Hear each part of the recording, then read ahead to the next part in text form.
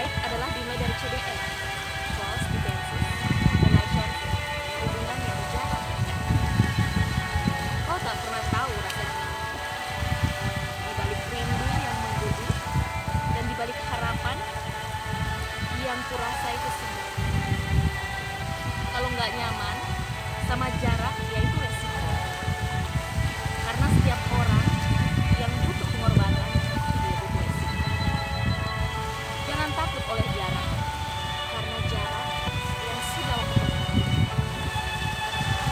Jarak adalah penguat hubungan kita agar terus saling percaya. Jarak itu bukan masalah untuk hubungan Anda, bukan masalah untuk hubungan kita. Tapi jarak yang bisa dilakukan adalah kesabaran untuk kita. Meski jarak memisahkan kita, tapi kamu selalu ada di sini.